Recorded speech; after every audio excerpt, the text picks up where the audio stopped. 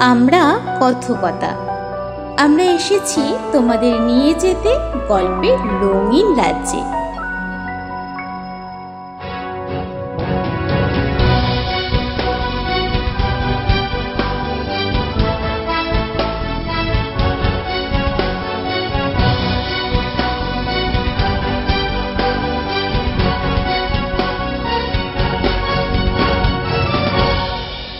আমাদের আজকের কাহিনী সরলাবালা সরকারের নিশি।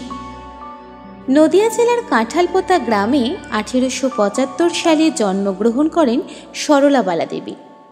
কোনো রকম প্রাতিষ্ঠানিক শিক্ষা না থাকলেও তিনি তার পিতা ও বড় দাদার কাছে লেখাপড়া শেখেন।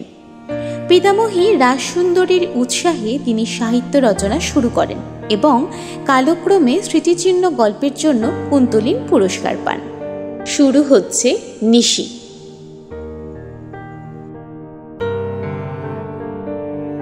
রামকান্ত বাবুকে বড়ই নির্লিপ্ত স্বভাবের লোক বোধ হইত। জগৎ সংসারের সহিত তাহার বড় একটা ঘনিষ্ঠতা ছিল না। যথাসময়ে পোশাকটি পরিয়া ছাতাটি মাথায় দিয়ে আফিসে যাওয়া ও আফিস হইতে বাড়ি ফিরিয়া আসা, এই দুইটি কেবল তাহার দৈনিক কর্তব্য। লোকের সহিত আলাপ পরিচয় করিতে প্রায় তাহাকে দেখা যাইত না। তবে প্রয়োজনবশত মাঝে মাঝে কাহারও সহিত দুই চারিটি কথা বলিতেন, এই মাত্র। পাড়ার একজন হঠাৎ কবি রামকান্ত সম্বন্ধে বলিতেন, রামকান্তের মন সর্বদাই তাহার গৃহপিঞ্জরে আবদ্ধ থাকে। যথার্থ কথা। রামকান্তের গৃহপিঞ্জরে তাহার গুড়গুড়িটি ভিন্ন আর বিশেষ কেহ সঙ্গী ছিল না। রামকান্ত বাবুর সংসারটি ক্ষুদ্র। শ্রীমতী রাজলক্ষ্মী এই ক্ষুদ্র সংসারের গৃহিণী। স্বামী স্ত্রীতে কেমন প্রণয় অথবা অপ্রণয় তাহা আমরা জানি না। তবে কলহ যে কচিত হইত এ কথাটা নিঃসন্দেহে বলা যাইতে পারে। রামকান্ত নিজের গুড়গুড়ি, তাকিয়া ও দুই একখানি পুস্তক লইয়া সময় কাটাইতেন। রাজলক্ষ্মী গৃহের পরিপাট্য করিতে, সংসারের কাজকর্ম করিতে তাহার সমস্ত সময় ব্যয় করিতেন। অভ্যাগতের গতিবিধি নাই, বালক বালিকার কোলাহল নাই। এজন্য রামকান্ত অত্যন্ত শান্তিতে থাকিতেন। বিধাতার কেমন খেলা, সহসা একদিন এই আঁধার ঘরে একটি আলো জ্বলিয়া উঠিল। একদিন সন্ধ্যাকালে সহসা আনন্দহীন শান্তি ভঙ্গ করিয়া এই নিস্তব্ধ গৃহে অশান্ত আনন্দ কোলাহল উঠিল। যেন দেবতা পূজার একটি নির্মাল্য দেবপাদচ্যুত হইয়া রাজলক্ষ্মীর শূন্য অঙ্গে খসিয়া পড়িল। প্রতিবেশিনীগণের এই গৃহে বড় একটা গতিবিধি ছিল না, কিন্তু আজ সে নিয়ম হঠাৎ ভাঙিয়া গেল। এতদিনের পর রামকান্তের একটি মেয়ে হইয়াছে শুনিয়া সকলেই দেখিতে আসিলেন। মেয়ের মুখের দিকে চাহিয়া রাজলক্ষ্মীর বহুদিনের শুষ্ক মাতৃস্নেহ সাগর একেবারে উথলিয়া উঠিল। এমনকি নির্বিকার চিত্ত রামকান্তও সকলের অনুরোধে একবার সুতিকা গৃহের দ্বারে আসিয়া কন্যাটিকে দেখিলেন। চিত্তে কোনরূপ বিকার উপস্থিত হইয়াছিল কিনা অন্তর্যামী বলিতে পারেন। এতদিন রামকান্তের সংসার ছিল, কিন্তু তিনি সংসারী ছিলেন না। বন্ধন রজ্জু তাহাকে বাঁধিতে পারে নাই। আজ তিনি নিজে আসিয়া ধরা দিলেন। মেয়েটি যেন একটা আকস্মিক উৎপাতের মতো তাহার হৃদয় রাজ্যে হাঙ্গামা বাঁধাইয়া দিল। এ কি শক্তি! মাতৃ অঙ্গসায়ী এই ক্ষুদ্র বালিকাটির এত ক্ষমতা! আফিস হইতে আসিয়া যথারীতি জলযোগ করিয়া যেমন নিশ্চিন্ত মনে তাকিয়া বৈশান দিয়ে গুড়গুড়ি টানিতেন, এখন ঠিক আর সেরূপ হয় না। ইতিমধ্যে রাজলক্ষ্মী পীড়িত হইয়া পড়িয়াছেন। তাহাতে রামকান্তের শান্তি সুখ একেবারে গিয়াছে। গৃহ অভিভাবক শূন্য, পীড়িতার যথারীতি শুশ্রূষা হইতেছে না, কন্যাটিরও যত্ন হয় না। রামকান্তের এই বিপদের সময় যাহারা পূর্বে তাহার গৃহে আসিতেন না, তাদের অনেকে প্রতিবেশিনী এখন তাহারা সাহায্য করিতে লাগিলেন। রামকান্তকে আবার জগতের সহিত সম্বন্ধ পাতাইতে হইল। এরূপ বিপদ বিশৃঙ্খলায় 2 মাস অতিবাহিত হইল। তৃতীয় মাসে রামকান্তের গৃহলক্ষ্মী স্বামীকে কন্যারত্নটি দান করিয়া স্বর্গগামিনী হইলেন। পত্নীর আধ্যাত্মিক ক্রিয়া সম্পন্ন করিয়া রামকান্ত যখন গৃহে ফিরিয়া আসিলেন, তখন একজন প্রবীণা প্রতিবেশিনী কন্যাটিকে আনিয়া তাহার ক্রোড়ে দিলেন। কন্যার মুখের দিকে চাহিয়া পিতার দুই চক্ষে ঝরঝর করিয়া জল পড়িতে লাগিল। পত্নী বিয়োগের পর এই তাহার প্রথম অশ্রুপাত। পত্নী জীবিত থাকিতে রামকান্ত তাহাকে ভালোবাসিতেন কিনা তাহা নিজেই বুঝিতে পারিতেন না। আজ বুঝিলেন। বালিকার মুখখানি দেখিতে দেখিতে তাহার স্বর্গীয়া জননীর স্মৃতিতে রামকান্তের হৃদয় উচ্ছ্বলিত হইয়া উঠিল। একদিনও তিনি রাজলক্ষ্মীকে আদর করেন নাই, একটি ভালোবাসার কথা পর্যন্ত বলেন নাই। রাজলক্ষ্মীর অভিমান শূন্য সদাপ্রফুল্ল মুখখানি তিনি একদিন ভালো করিয়া চাহিয়াও দেখেন নাই। পীড়িতার সেই শীর্ণ দেহলতা, অন্তিম বাক্য সমস্তই আজ মনে পড়িল। খুকিকে একবার কোলে নাও। এই রাজলক্ষ্মীর শেষ কথা। মেয়ের মুখের দিকে চাহিয়া রামকান্তের সে কথা মনে পড়িল। বোধ হইল যেন রাজলক্ষ্মী সম্মুখে দাঁড়াইয়া বলিতেছেন, ছি, চোখ মুছে ফেলো, আমার স্মৃতিচিহ্ন তো তোমায় দিয়া আসিয়াছি, একবার আমার খুকিকে কোলে নাও। রামকান্ত প্রগাঢ় স্নেহে কন্যার মুখ চুম্বন করিলেন। বন্ধুরা বলিলেন, এমন করে আর কতদিন থাকিবে? মেয়েটিকে তো বাঁচিতে হবে, আবার বিবাহ করো। প্রবীণগণ বলিলেন, এত অল্প বয়সে কি গৃহশূন্য শোভা পায়? বয়স্কা পাত্রী দেখিয়া আবার বিবাহ করো। রামকান্ত নীরব হইয়া থাকিতেন। মেয়ের মুখের দিকে চাহেন আর চোখে জল আসে। আমরি কি সুন্দর মুখশ্রী, এ কি বাঁচিবে? ভগবানকে দয়া করিয়া হতভাগ্যের তাপিত হৃদয় শীতল করিতে মেয়েটিকে দান করিবেন। মেয়েটি বাঁচিল। মেয়ে বলিয়াই বুঝি এত অযত্নেও বাঁচিল। রামকান্ত মেয়ের নাম রাখিল নিশি। রামকান্তের আয় অল্প, সংসারটিও ক্ষুদ্র। একটি পিতা, একটি কন্যা, কিংবা একটি মা আর একটি ছেলে, বেশি একটি ঝি। নিশি এখন কেবল 6 বছরে পা দিয়েছে, কিন্তু সে এখনই বেশ বুঝিতে পারিয়াছে যে সেই এই সংসারের গৃহিণী। ঘরের জিনিসপত্র সে ইহারই মধ্যে গুছাইয়া রাখিতে শিখিয়াছে। বাবা অফিস থেকে আসিবার পূর্বে জলের ঘটিটি, গামছাখানি, কাপড়খানি এ সকল সে কখনোই ঝিকে রাখিতে দেয় না। রামকান্তের উপর তাহার অতি কড়া শাসন। যদি কোনোদিন তিনি ভুলক্রমে ছাতিটি বাড়িতে ফেলিয়া যান, তাহা হইলে বাড়ি ফিরিয়া আসিলে নিশি, এত রোদ লাগিয়েছ, দেখো অসুখ করবে, এই সমস্ত বলিয়া যথেষ্ট শাসন করে। রামকান্ত কাছারি যাইবার সময়, বাবা তোমার পানের দিবে নিলে না? বাগড়িটা বাঁকা করে কেন পরেছ? লাঠি নিতে ভুলে গেছো বুঝি?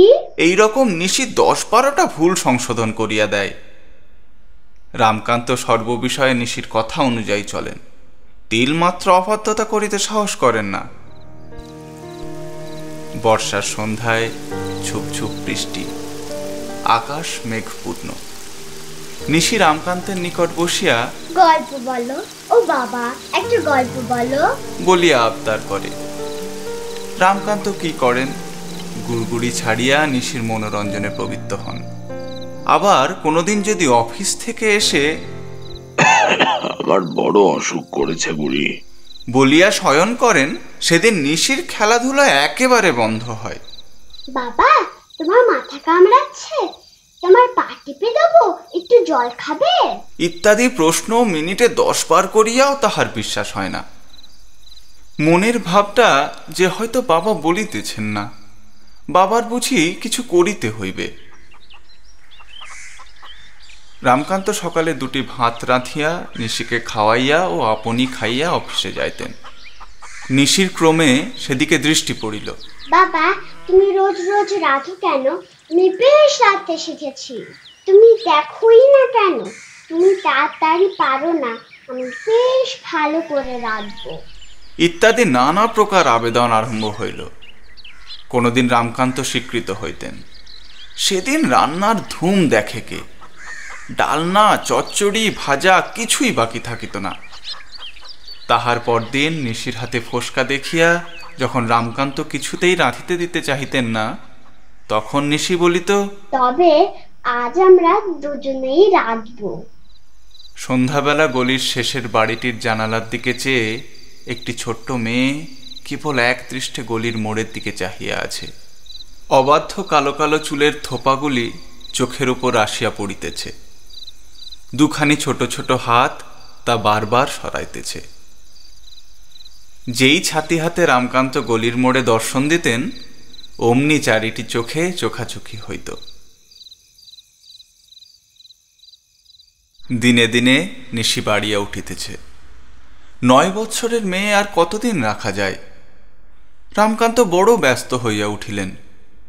সৎপাত্রে দিবেন একান্ত ইচ্ছা, কিন্তু টাকা কই? সঞ্চিত অর্থ যাহা আছে তাহাতে এখনকার দিনে অসৎ পাত্রই জুটিয়া ওঠে না। রামকান্ত বড়ই বিব্রত হইলেন। পাড়ার মেয়েরা বলা বলি করেন, আহা, মেয়েটার মা নেই, কেই বা বিয়ের কথা বলে। হাজার হোক, এখন বড়টি হয়েছে, বিয়েতে কি আর স্বাদ হয় না? বিয়ের ভাবনায় রাত দিন মুখখানি মলিন করে থাকে। তাহা সত্যই। আজকাল নিশির মুখখানি বড় ম্লান। রাঙা রাঙা ঠোঁট দুখানি সর্বদা হাসি মাখা থাকিত। আজকাল কেন জানি না সে ওষ্ঠে আর হাসি নেই। রামকান্ত আজকাল এত অন্যমনস্ক যে একবার নিশির মুখখানি চাহিয়াও দেখেন না। নিশি পা ধোয়ার জল নিয়ে গেলে আর আমার মা লক্ষ্মী বলে আদর করেন না। অভিমানী মেয়ের অনাদর সহ্য হয় না। নিশির যে চোখে জল আসে তা তো রামকান্ত দেখিতেও পান না। বঙ্গদেশে মেয়ে কেন জন্মগ্রহণ করে? বোধহয় পিতামাতার পূর্বজন্মের কর্মফলেই মেয়ে জন্মগ্রহণ করে। রামকান্তের জগৎ সংসারের সহিত কোনো সম্বন্ধ ছিল না।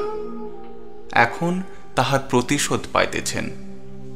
কন্যার বিবাহের যে কি উপায় করিবেন কিছুই স্থির করিতে পারিতেছেন না।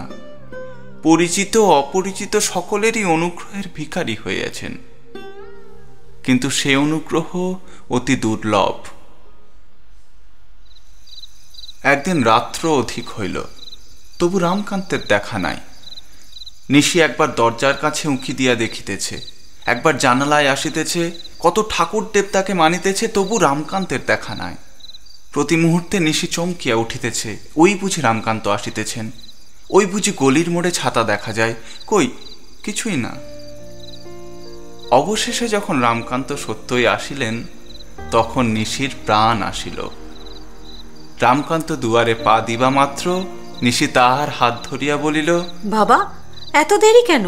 রামকান্ত কেবল বলিলেন, একটু কাজে। আর কিছু বলিলেন না। বিমর্ষভাবে উপরে উঠিয়া গেলেন। একটি ফুঁয়ে যেমন প্রদীপ নিভিয়া যায়, নিশির মুখখানি তেমনি আধার হইয়া গেল। এইবার বুঝি নিশির বিয়ের ফুল ফুটিল। আজ 6 মাস রামকান্ত কত বন্ধুর বাড়ি ঘুরিয়া, কত সুপুত্রের পিতার পায়ে ধরিয়া, কত খুঁজিয়া যাহা মিলাইতে পারেন নাই, এইবার বুঝি বিধি তাহা মিলাইয়া দিলেন। এত দিনে একটি ছেলে ঠিক হইল। ছেলেটি সৎ স্বভাব, বাবা মা কেহই নাই, আসামের পোস্ট অফিসে কাজ করেন। বিবাহ করিয়া নিশিকে সেখানে লইয়া যাইবেন। রামকান্ত বৈকালে বাটি ফিরিবার সময় ভাবি জামাতা সুরেশচন্দ্রকে সঙ্গে লইয়া আসিলেন। নিশি একজন অপরিচিত লোক দেখিয়া বিস্মিত হইল। নিচে গিয়া দরজা খুলিয়া দিল। সুরেশচন্দ্র একবার ঈষৎ কটাক্ষে তাহার দিকে চাহিলেন। নিশি চলিয়া গেল। আজ 6 মাসের পর রামকান্তের বুকের উপর হইতে যেন একটা বোঝা নামিয়া গেল। এতদিন নিশির কোথায় বিবাহ দিবেন, কিরূপ পাত্র হইবে, শ্বশুরবাড়ির সকলে ভালোবাসিবে কিনা, এই চিন্তায় কন্যার মুখের দিকে চাহিতে পারিতেন না। আজ সে বিষয়ে নিশ্চিন্ত হইয়াছেন। ভাবি জামাতার মধুর চরিত্র ব্যবহার যতই স্মরণ করিতেছেন, ততই হৃদয় আনন্দ উছলিয়া উঠিতেছে। নিশি সৎপাত্রে পড়িবে, নিশি সুখী হইবে, এ চিন্তায় তাহার হৃদয় পূর্ণ। সুরেশচন্দ্র চলিয়া গেলে ধীরে ধীরে নিশির ঘরে গিয়া দেখিলেন নিশি জানালায় বসিয়া আছে।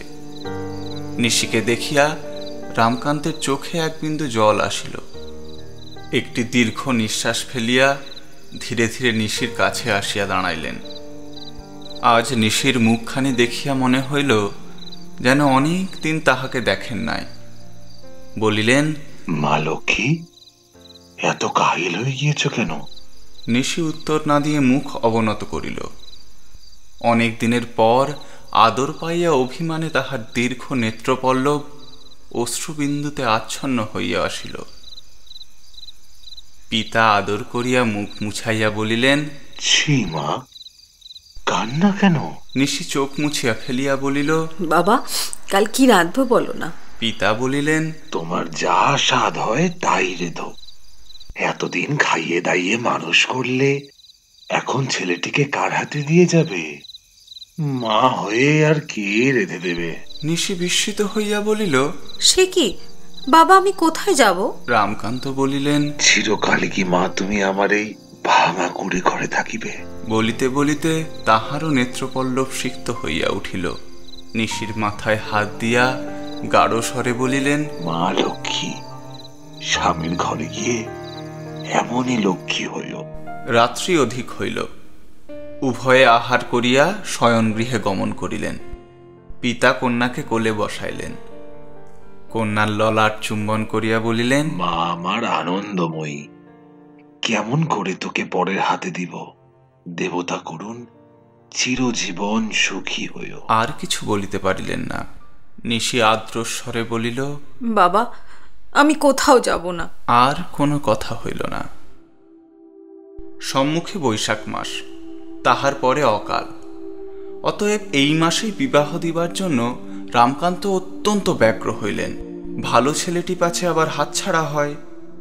এখন চারি হাত এক করিয়া দিতে পারিলে নিশ্চিন্ত হন। রামকান্ত বিবাহের আয়োজন এবং জিনিসপত্র ক্রয় করিতে ব্যতিব্যস্ত হইয়া পড়িলেন। সময় অভাবে নিশির উদ্দেশ্য লইতেও পারিতেন না। সমস্ত আয়োজন ঠিক হইল বটে, কেবল বিবাহ সম্পন্ন হইল না। নিশি অত্যন্ত পীড়িতা হইয়া পড়িল। সমস্ত বৈশাখ গেল, নিশির পীড়া আরোগ্য হইল না। ইতিমধ্যে সুরেশচন্দ্রের ছুটি ফুরাইয়া গেল। তিনি কর্মস্থানে গমন করিলেন। যাইবার সময় নিশিকে একবার দেখিয়া গেলেন, আর ভাবি শ্বশুরকে বলিয়া গেলেন, সম্মুখে অকাল, আর আমার শীঘ্র ছুটি পাইবার সম্ভাবনা নাই। যা হোক, সেজন্য আপনি চিন্তিত হইবেন না। পীড়ার অবস্থা আমাকে সর্বদা লিখিবেন। রামকান্তবাবু শুনিয়া কিছু আশ্বস্ত হইলেন,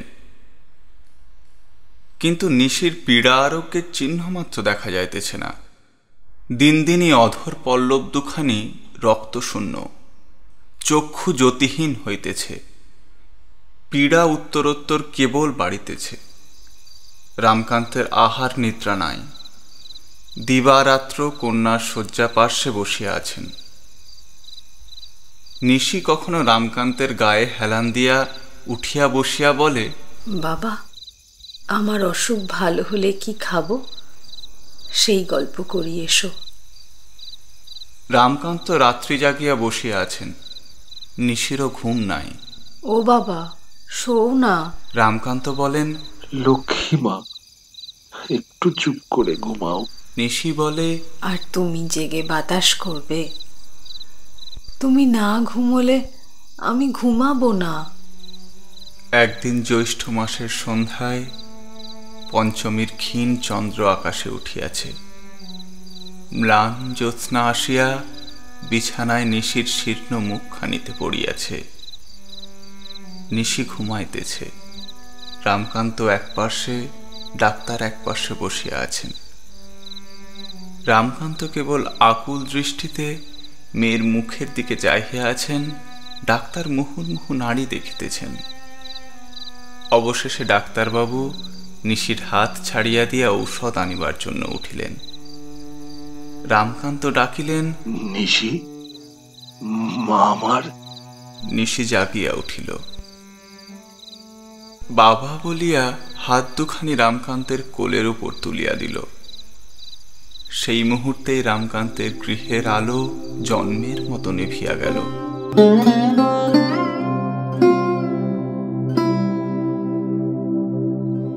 ইহার 4 দিন পরে একদিন রামকান্ত অফিস হইতে আসিয়া গৃহের বহির্দ্বারে বসিলেন। অমনি জানলার দিকে দৃষ্টি পড়িল। সেখানে আজ আর কেহই নাই। খোলা জানালায় উচ্ছৃঙ্খল বায়ু গৃহে প্রবেশ করিয়া হু হু করিয়া উঠিতেছে।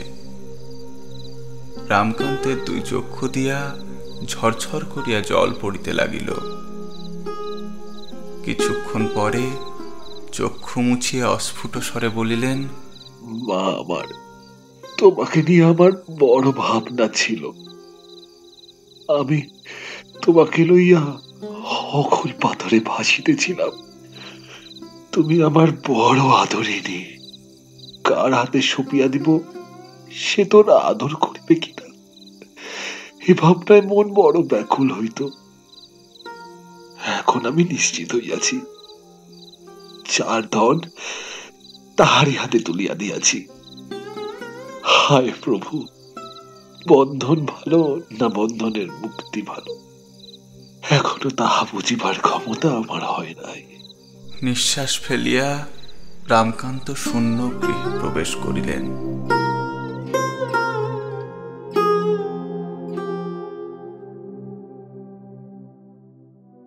এতক্ষণ শুনছিলে আজকের গল্প নিশি।